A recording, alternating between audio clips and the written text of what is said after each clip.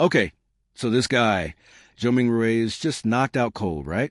But suddenly, boom, his head feels like it's being split open. Not just a regular headache. We're talking a sharp, pulsing pain like someone stabbed him in the skull and twisted the blade. He's stuck. Like, can't move a muscle. It's like he's trapped in a dream, and he's trying to wake up, but everything's fuzzy and weird. And man, he's spiraling. He starts wondering if he's dying. Maybe it's a brain hemorrhage or something. He even thinks, wait, am I going to die young? Total panic mode. Then, just like that, the pain eases up a little. Not gone, but more like a dull knife now. He's like, well, I guess I can call out of work, silver lining. Bro's in agony, and he's still thinking about work. That's how deep the grind culture got him. Eventually, he powers through the pain, finally gets control over his body, and opens his eyes. And what he sees, wild. There's this heavy wooden desk in front of him, with an old notebook open in the middle. The paper's yellow and rough, and the words on it are super strange, like written in some creepy ancient language. There are old-school books stacked up, weird pipes on the wall, and a classic Western-style lamp giving off this eerie red light. Everything has this crimson glow. Then he spots the revolver, just casually sitting there on the desk next to the notebook, and an ink bottle with an angel pattern on it. Joe's like, wait, what? A gun? This is not my room. He looks up, and the whole room is bathed in this strange red light. Then he sees it, a blood-red moon just hanging in the sky like a glowing eye. The whole scene is totally surreal. At this point, Joe freaks out, tries to stand, but the pain in his head smacks him down again, and he falls back into the chair hard. But he pushes through, stands up, and starts really looking around. The room is small, kind of old-timey. There are 2 wooden doors, a bed, a cabinet, and some weird steampunk-looking contraption on the wall. There's even a little kitchen set up in the corner with pots and stuff. And on the other side, a mirror, cracked and super vintage-looking. Joe finally sees himself in the mirror, except it's not the him he knows. He's got black hair, brown eyes, and he's wearing this plain linen shirt. His features are different, a bit sharper. That's when it hits him. Did I transmigrate? Yeah, our boy's been sent to another world. He's read enough web novels to know the signs, but now that it's real, he's struggling to accept it. Still, he tells himself to stay calm and starts breathing deep. And then, boom, memories that aren't start flooding in. He's not Zhou Mingrui anymore. He's Klein Moretti, a dude from the Lone Kingdom, which is apparently on some continent called Northern Continent. Klein just graduated with a degree in history. His dad died in some colonial war. His mom passed away right after he got into college. And he's got a big brother and a little sister. They're struggling financially. Only the big bro has a job, working at some import-export company. And Klein? He studied ancient languages. Stuff like Hermes, which was used for rituals and sacrificial texts. Joe or Klein now is like, wait, Hermes language. He glances back at the notebook and realizes the weird text is shifting right before his eyes. It changes from unreadable to familiar to perfectly legible. The notebook says, everyone will die, including me. That line hits like a truck. He physically recoils, stumbles back, barely catches himself. The air around him feels heavy, like something is whispering right in his ear, like a ghost story your grandma told you as a kid. Trying to shake it off, he turns away from the notebook and spots that revolver again. And a thought creeps in. How did Klein's broke family even afford a gun? But then he notices something. A handprint. A red, bloody handprint on the table. He flips his hand over. His palm is covered in blood. And that headache? Still going strong, just duller now. He starts thinking maybe he hit his head somehow. So he heads over to the cracked mirror to check himself out up close. And what he sees, just straight-up nightmare fuel. There's a wound on his temple. Not just a cut. It's messed up. There's blood, burn marks, and something white and squirming, like brain matter. Yeah, no joke. His head is literally cracked open. He just stares at the reflection, shaken to the core. It's Klein Moretti staring back. But deep down he knows he's still Zhou Mingrui. And whatever this place is, it's not a dream. It's real. And something way darker is going on than just a random body swap. Bro, imagine waking up, looking in the mirror, and seeing a corpse. Not just tired eyes or bedhead. A full-on dried-up, hollowed-out, blood-covered corpse staring back at you. That's exactly how Zhou Mingrui started his night.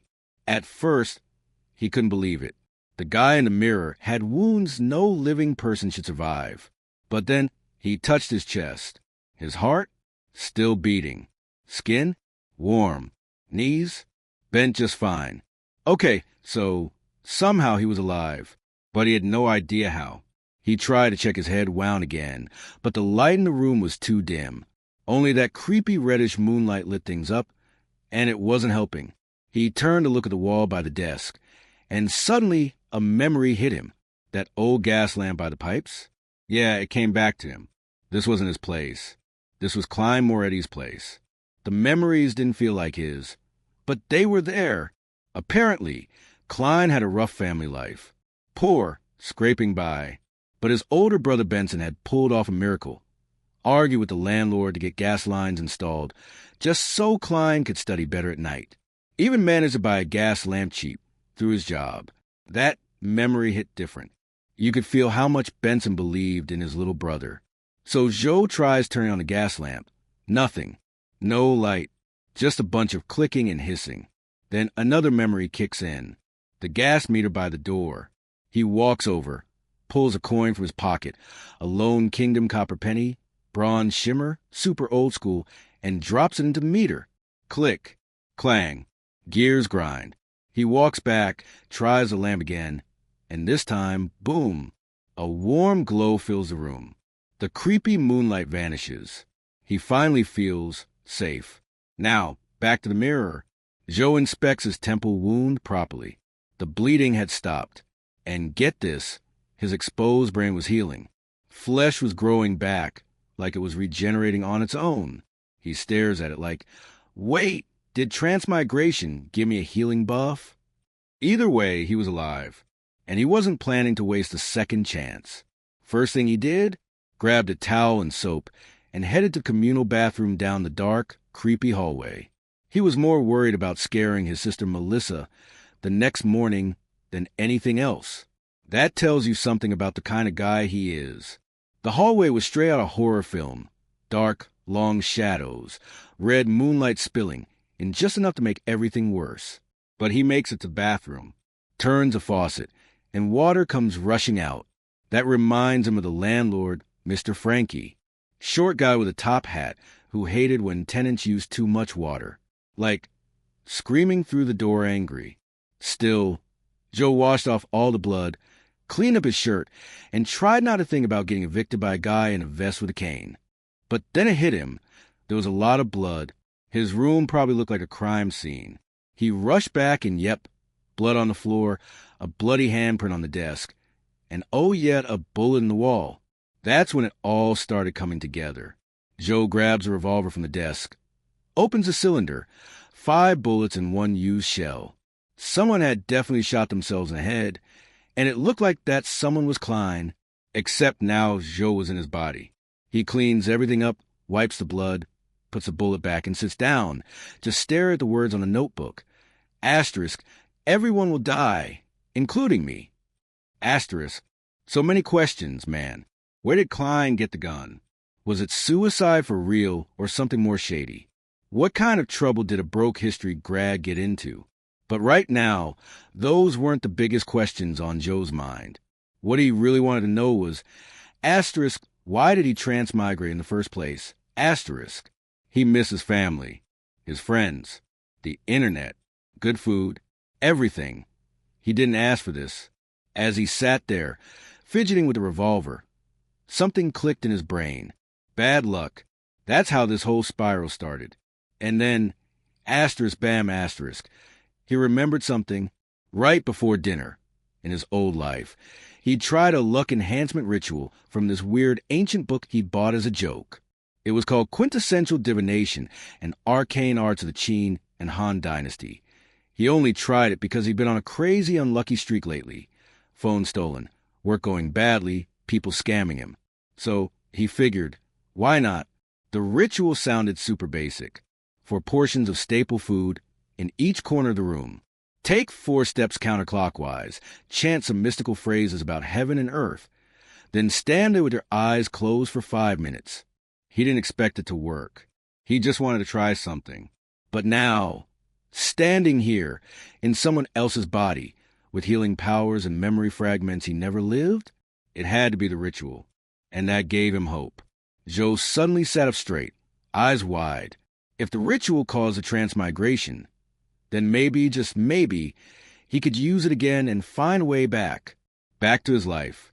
Back to the people he loved. It was a shot in the dark, but it was something. And with that, he made up his mind. He wasn't giving up. He was going to try it again, no matter what it took.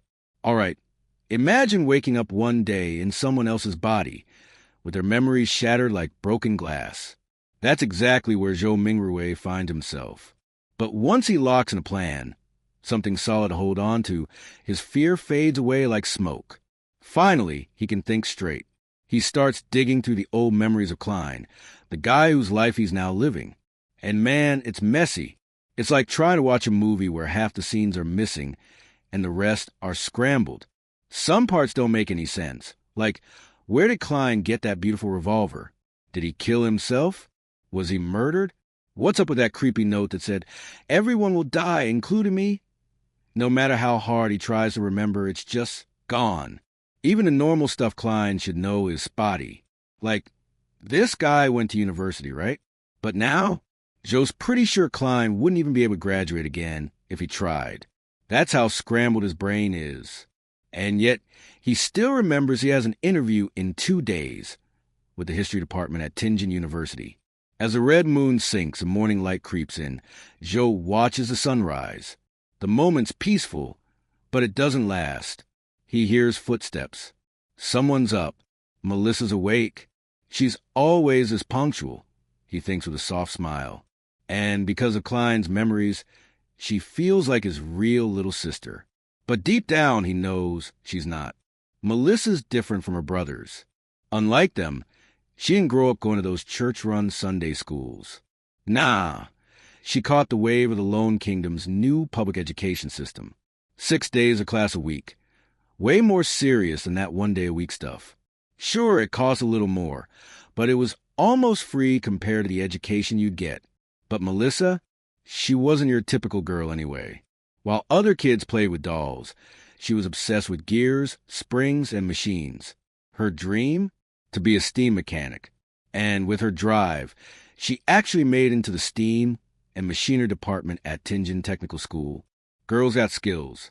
Meanwhile, their older brother Benson had been busting his back just to keep food on the table. His company's struggling thanks to problems down south, and he's been taking on rough jobs just to support the family. Klein, or rather, Joe in Klein's body, always felt guilty for not being able to help more. Coming from a poor background, he had to work twice as hard in school to even stay average. But at least he made it through. Joe's deep in these thoughts when he hears Melissa coming. Then he realizes, oh shoot, he's still holding the revolver. This thing's semi-regulated. Not something you want to wave around in front of your little sister. Panic sets in. He scrambles, shoving the gun into a drawer just in time. Melissa walks in, looking curious about the noise. She's still young, face thin from poor nutrition, but her eyes are sharp, full of life. Joe tries to play it cool, even grabs a pocket watch lying nearby, like it's no big deal. That pocket watch? It's their dad's, a beat-up relic from when he served in the Royal Army. It's been broken more times than he can count, and Benson eventually tossed it out. But Melissa, mechanical genius that she is, took it, fixed it, and got it ticking again. Well, kinda. Joe tries winding it, but nothing happens. Melissa walks over, deadpan expression, pops the top, twists it a few times, boom. It starts ticking again. Like, how did she do that so easily? The bells from a distant cathedral chime 6 times as she adjusts the time. Then she hands it back without a word, just a subtle look like, seriously? She walks off to grab her toiletries, and Joe's left wondering if that look was her being concerned or just done with him. Probably both.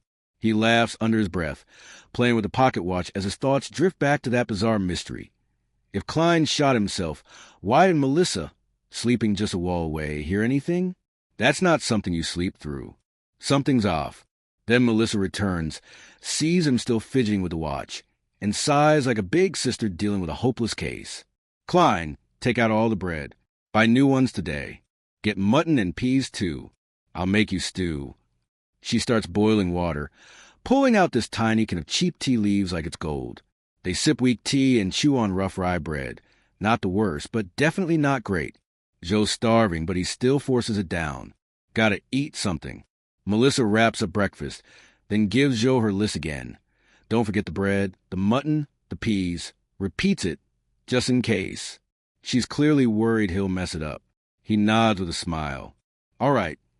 Then she gears up for school. Throws on an old veil cap their mom left behind, slings her self-made book bag over her shoulder, and heads to the door. It's a long walk to school, but she does it every day to save the family a few coins. No complaints. Just pure grit. Right before stepping out, she turns back. Don't buy too much. Benson might come back Sunday. And remember, 8 pounds of bread. Joe nods again. Got it. As the door closes, he keeps repeating Sunday in his head. Even in this strange world, some things are still familiar. 7-day weeks, 12 months, 365 days. But then again, 7 days, 7 gods. The world might feel normal on the surface, but there's a lot more going on underneath. Once Melissa's gone, Joe lets out a long sigh. His mind drifts to the ritual, the one that might help him get back to his real life. Because no matter how well he plays the part, no matter how familiar these memories feel, he's not Klein, and he just wants to go home. Our guy, Joe Mingrue, is just chilling, sitting in his little room when he hears the distant cathedral bells ringing 7 times. That's when he slowly stands up and starts getting dressed. But not in regular clothes. Nah. He pulls out this sharp black vest, matching suit, and even a top hat. Dude looks like he's about to step into a Victorian-era drama. Then he pauses, laughs at himself, and mutters, I'm not going for an interview, just buying ingredients for a luck ritual. Like, bro, what? That's when we find out he's still got Klein's habits in him. See, Joe isn't originally from this world. He somehow took over Klein's body, and his old instincts keep kicking in. Anyway, he changes into something more low-key, a brownish-yellow coat and a felt hat, and heads over to a cushion on his bed. Now this part? Kinda intense. He lifts the cushion, reaches into a hidden hole, and pulls out a stash of notes. Not a huge amount, just 8 faded bills. It's everything his brother Benson has left, including money meant for food for the next 3 days. He handles the money like it's sacred, literally sniffs it like, the sweet smell of cash. And honestly, relatable.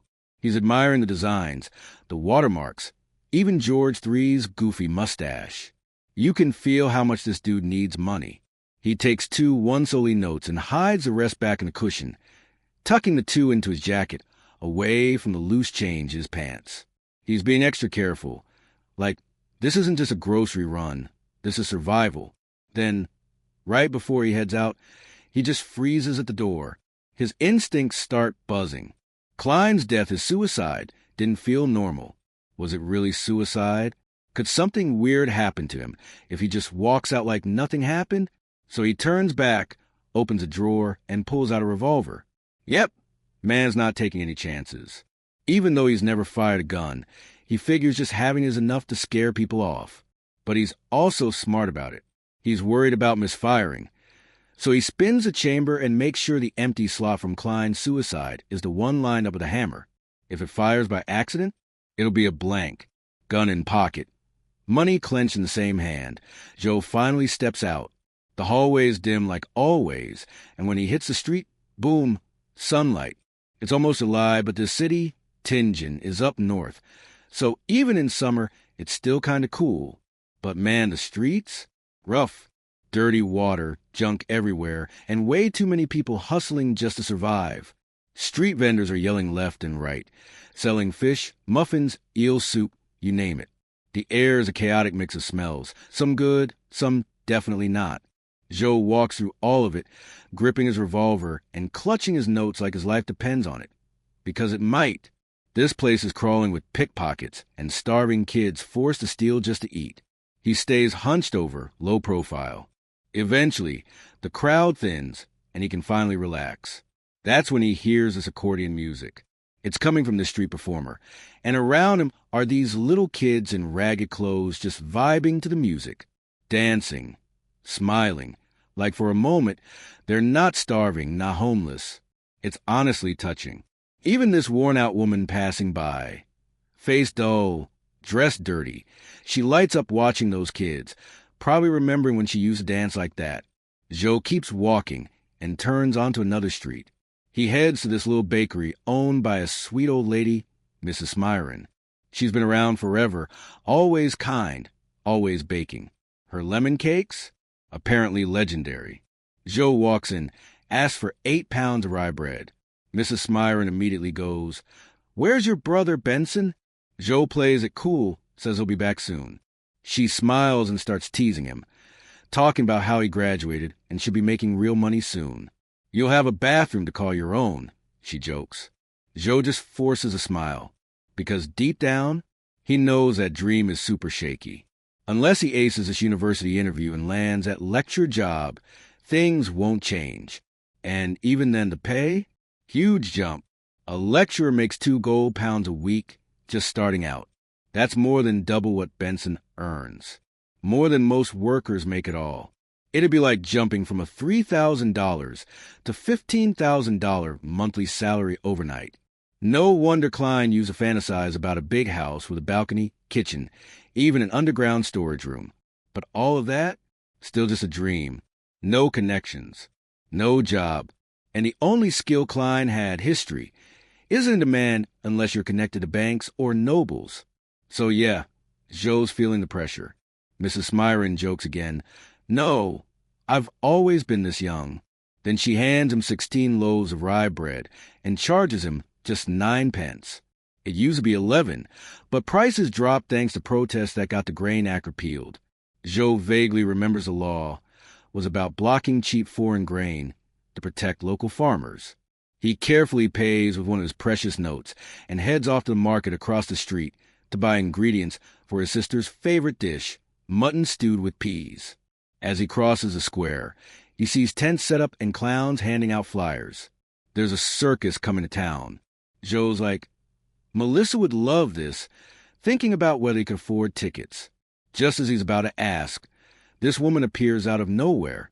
Long black dress, pointed hat, face painted red and yellow. She looks straight at him and says, "Would you like to try a divination?"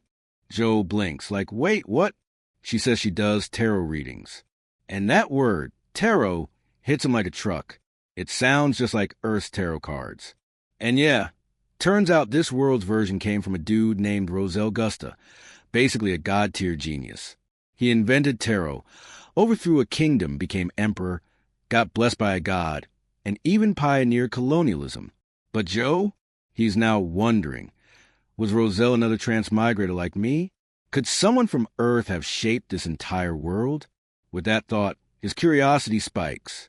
He nods to the mysterious woman and says, "If the price is right, I'll give a shot." She smiles and goes, "You're the first one today, it's free." And just like that, the story edges into something deeper, something stranger. Zhou Mingrui's simple errand just turned into the beginning of something way bigger. Man, I can feel it. Things are about to get wild. A weird one. Zhou Mingrui finds himself standing outside a fortune teller's tent, and right away he's thinking, free? Free always costs the most. Classic setup for trouble, right? He walks in behind this lady with a face painted in red and yellow, all mystical and circus-y. The tent is dark. I mean, barely lit at all, with only some stray beams of sunlight slipping through the fabric. There's this table in the middle covered in tarot cards, and the atmosphere? Straight up spooky. The woman, dressed in black with a sharp pointy hat, glides across the tent like she's floating. She lights a candle, and now the whole place is flickering with shadows. Kinda cool, kinda creepy. Joe sits down and starts scanning the cards on the table. He spots familiar names like the Magician, the Emperor, and the Hanged Man. That catches him off guard, because those are real-world tarot cards. Makes him wonder, was someone from his world here before? Maybe even Roselle? Before he can finish the thought, the fortune teller sweeps up all the cards and hands them to him. "Shuffle the cards," she says in this weird, quiet voice. Joe blinks. "Me? Shuffle?" She just smiles and goes, "Of course, everyone's destiny can only be unraveled by themselves." Okay, dramatic much? But Joe's not stupid. He immediately asks, "This is still free, right?" The woman looks a bit surprised, like no one ever asked that before. She answers it's free. Phew, Joe sighs in relief. He even adjusts the revolver in his pocket. Yeah, he's not taking chances. He shuffles the cards like a pro, sets them down, and waits. Then the fortune teller suddenly realizes, oops, she forgot to ask the most important question. "What do you want to ask?" Joe doesn't even hesitate. Past, present, and future. She smiles and says, "Cool, now reshuffle the deck." "Bro, what?" Joe's like, "Really? You could have said that earlier." But fine. He shuffles again, trying not to roll his eyes. After placing the cards back, she picks out 3 and places them. One on the left for the past, one in the middle for the present, and one on the right for the future. Then she looks at him and asks, "Which one do you want to flip first?" Joe picks the present. She flips it over, and there it is, the Fool. A colorful character, wearing patchy clothes, a stick over his shoulder, and a puppy at his feet. It's the 0 card, a beginning, endless possibilities. Joe's mind starts spinning. Does this mean his new life, his transmigration? It kind of fits. But before anything else can happen, bam, the tent's flap swings open, sunlight floods in, and another woman storms in yelling, "Why are you impersonating me again? I'm the real fortune teller." Wait, what? Joe turns around, squinting in the light, and yep, there's another woman, almost identical but taller and slimmer, with the same painted face and hat. Turns out his fortune teller? Just an animal trainer, messing around. The fake one huffs, admits she just likes doing readings, and quickly scurries off. The real one walks up like nothing happened. "Sir, would you like me to interpret your cards?" Joe just stares. "Is it free?" "No." "Yeah, no thanks." Joe puts his hands back in his pockets and walks out, gripping his money and his revolver. An animal trainer, really? The whole thing felt like a clown show. Anyway, he moves on with his day, hits up the market, and grabs some food, cheap mutton, beans, cabbage, onions, potatoes. All the essentials. Ends up spending more than he planned. "Poor Benson," he mutters, thinking about his tight budget. But food wasn't just for dinner. Joe's got something bigger in mind. A ritual. Yeah, we're getting into magic now. He waits till the other tenants leave. Then he starts translating this incantation. Blessings stem from the immortal Lord of heaven and earth into different languages, just in case the original version doesn't work. He even tries to use ancient ritual scripts, though he struggles with the translation. Once everything's prepped, he sets up 4 loaves of bread in key spots around the room, takes a deep breath, and begins. He walks in a square, counterclockwise. With each step, he chants a variation of the incantation. His voice is low, focused, kind of eerie, back in his original spot. He closes his eyes and waits. He feels something. The air thickens. A whisper creeps into his ears. Weird, chaotic, not even in a language he understands. It's like madness is knocking at his brain. Suddenly, pain, like a drill through his skull. Joe tries to open his eyes but can't. His whole body feels like it's about to snap. Just before his mind breaks, the voices stop. Silence. He opens his eyes and sees fog. Thick, gray, endless fog. Crimson stars float in it. Some huge, some tiny, some deep, some drifting near the surface. Joe's just floating at the edge, completely stunned. Out of instinct, he reaches for one of the stars. Touch. It bursts into crimson flame, almost like a dream. Startled, he pulls back and touches another one by accident. Boom! Another explosion of light. Suddenly, his mind blanks out. His spirit feels like it's slipping away. And then, somewhere else, in a fancy villa in Backlund, Audrey Hall sits at a vanity mirror. She's chanting like she's in a fairy tale. Mirror, mirror, awaken. Nothing. She tries over and over, still nothing. Finally, she gives up. Ugh, Dad lied again. Said this mirror was a treasure. And right then, the mirror glows red. Crimson light wraps around her.